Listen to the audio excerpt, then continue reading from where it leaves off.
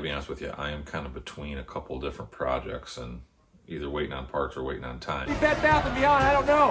I don't know if we'll have enough time. And I don't have really anything ready for you to give you anything on either the Lodestar or the L9000 that's parked outside. So in lieu of working on trucks videos, I'm gonna do a video that I've been wanting to do for a while now. And the reason I've been wanting to do this one is because I kind of want to put everything that guys like me and other people like me on YouTube are doing, and people who aren't on YouTube, who are out there in real life doing this stuff. I see, in addition to obviously me doing my own YouTube channel, I watch a ton of it, and I watch specifically a lot of channels that have to do with working on trucks, getting trucks fired up, getting them started, pulling them out of the weeds, restoring them, running them, driving them, you name it. So, and I read some comments here and there, and I think there's at least amongst people who are prone to commenting anyway, there's a fraction of those people out there, who I think would love to see every one of these old trucks, like this one, saved. And believe me, in a perfect world where money grew on trees, I would love to see that too. It's not reality though. There is such a thing as cars and trucks and anything in life that's just too far gone. It's not savable. And there's certainly such a thing as sometimes it's just too much money, even if it is savable. So I see tons of comments all the time about, old stuff that's been sitting in a fence row for 20 years, and people say, oh, you need to put that one back on the road. I can't believe anybody would scrap that type thing.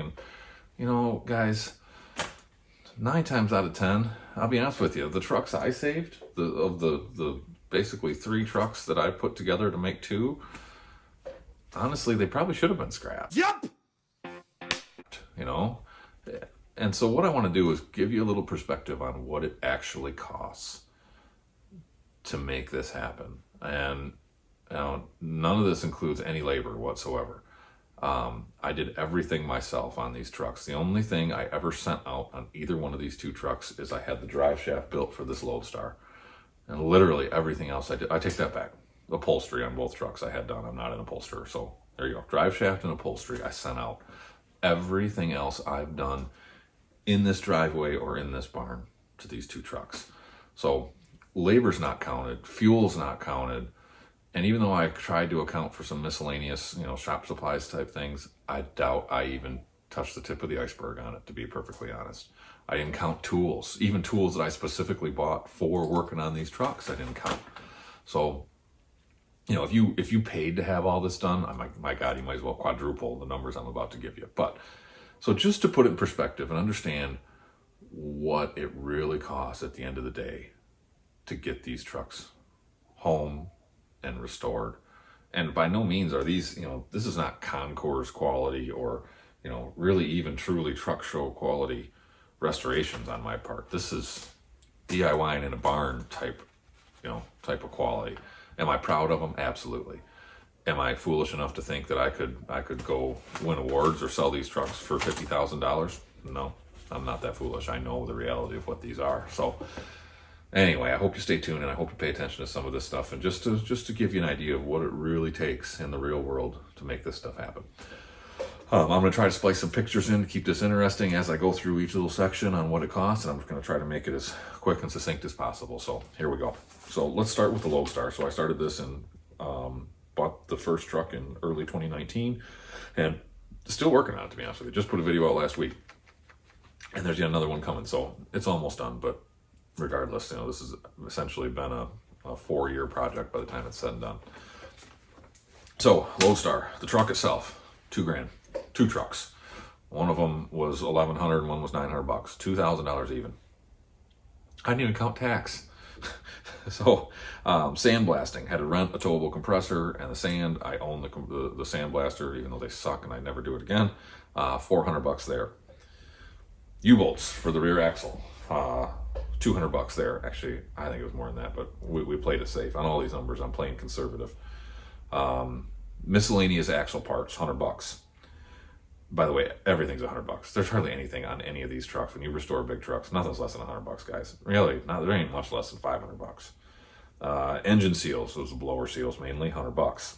Air cleaner, $100. Oil and filters, $400. That's fuel filters, oil filter, and the Dello 40 weight oil itself. I can't remember if it was 30 weight or 40 weight, but regardless. Hoses, oil lines, fuel lines, oil cooler lines, steering lines.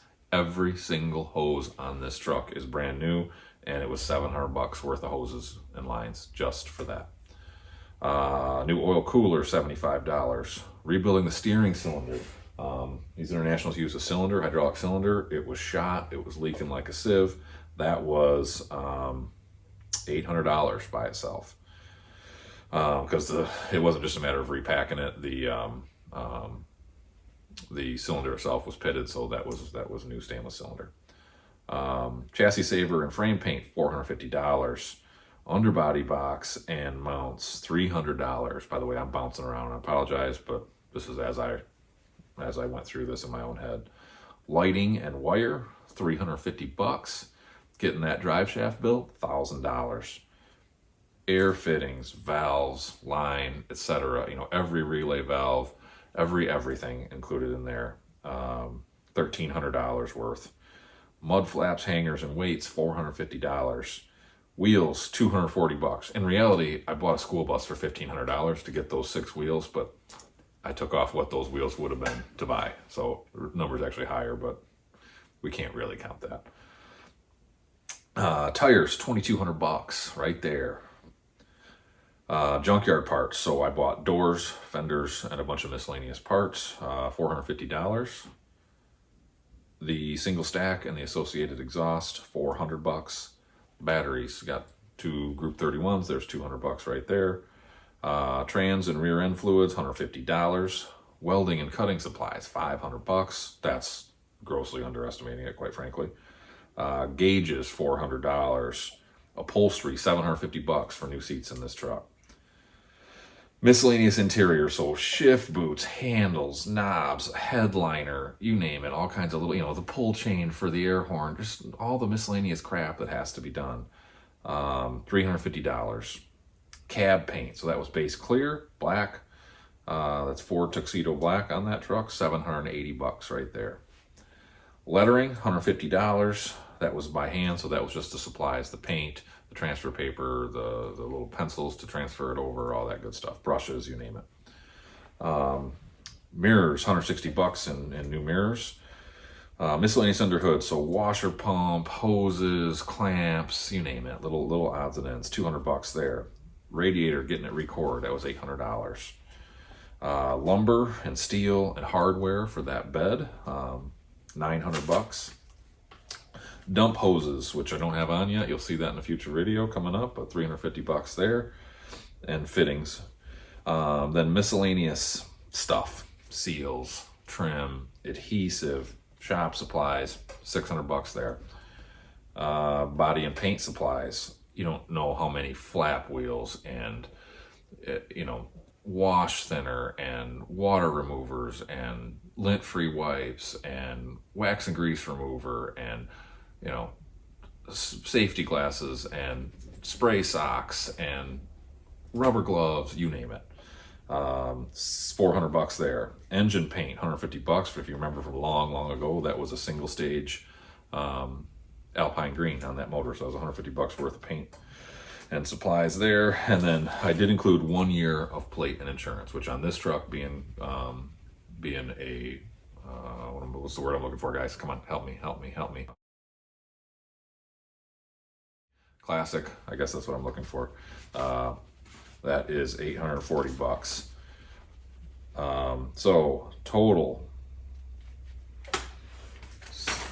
$19,695 is what we have into the truck sitting behind me. No joke. Okay, on to the L9000, sitting outside right now. That truck, I paid $2,000 for it as it sat. Actually drove it home. The cutoff, the rear air ride cutoff from a Pete 362, I gave $700 for. Body parts, so new hood, doors, some miscellaneous stuff, $800. Steel, so that was for the hitch, the fish plates, the floors, miscellaneous stuff, you name it. Had $500 in steel there. Wheels and polishing. So I bought 4 new aluminum wheels and got them polished. $720 right there, guys. I drove like 2.5 hours each way to get them too. So again, didn't include that fuel, but it was there. It's a real cost. Tires, $2,400 for that truck. Airbags and fittings for the rear end, $400. Air fittings and valves in general. So again, relay valves, you name it, all that. You can go back and watch the videos for everything I did, but $650 there. Front air suspension as a unit. So the bags, the fittings, the steel. God, I just realized I didn't put shocks on here. There's another $450 we need to add to it. So front air suspension, $600. Exhaust, this is a big one because this was the steel for the cross tube, the supports for the stack mounts, the stacks themselves, all the fittings, all the flex pipe. $2,400 just for exhaust on that truck. How dare you! Welding supplies, welding and cutting supplies, another $500 there. Body and paint supplies, another $400 there. Engine and driveline, oil and filters. So I did everything on that truck. I did coolant filters, coolant, oil filters, fuel filters, and an air filter, along with fluid in the trans and the rear end. $1,100 there in supplies. Miscellaneous hoses, mostly just coolant, that was $200. Gauges, $300. Miscellaneous interior stuff, every switch, shift boot, shifter extensions, again, you name it, all the stupid little stuff, you know, air horn pull cords, interior paint, nonsense, whatever, $250 there. Brakes and wheel end supplies, $1,100. Lighting in general, all the miscellaneous LEDs and wiring, $600, guys. Frame and chassis paint, $450.